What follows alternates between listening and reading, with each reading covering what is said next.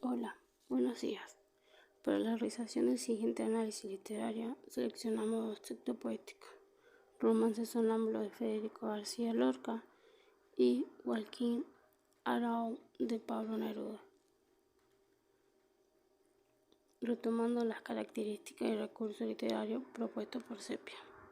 Temáticamente, los textos poéticos abordan la existencia humana, la angustia, el sentido de la vida moderna, teniendo un tono existencialista. El lenguaje es altamente poético. Tiene el uso de símbolos y recurren a la metáfora constantemente.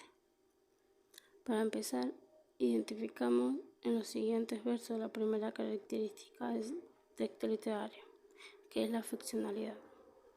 Primer verso. Con la sombra de la cintura, ella sueña en su baranda. Segundo verso. Da muerte a una monja con un golpe de oreja. La ficcionalidad es la capacidad de un texto de presentar situaciones, personajes, lugares y demás elementos que no son reales, sino que surgen en la imaginación y creatividad del autor. Un texto tiene ficcionalidad cuando construye una realidad autónoma a través de recursos literarios, sin compromiso de reflejar fielmente la realidad empírica. La ficción se relaciona con la verosimilitud, es decir, la capacidad de hacer lo narrado parezca verdadero, aunque sea inventado. Estos textos ficcionales suelen ser narrativos, novelas, cuentos, dramáticos, teatro o poéticos.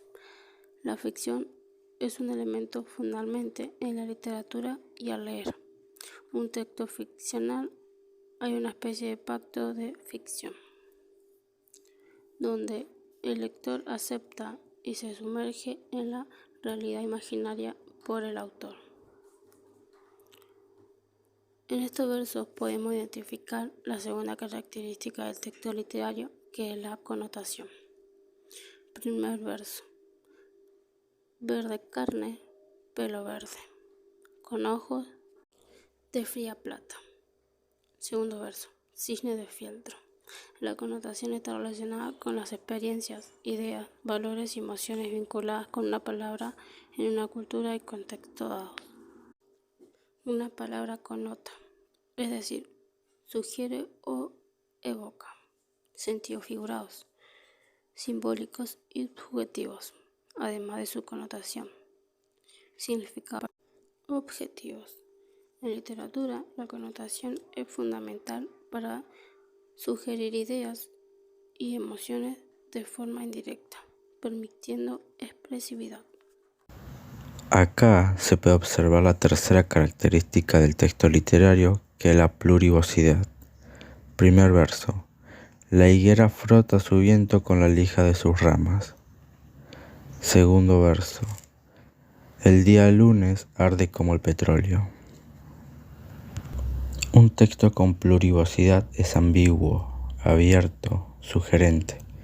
No tiene un único sentido unívoco. Esta se basa en el uso de símbolos, metáforas, alegorías y otros recursos que admiten análisis desde diferentes ángulos.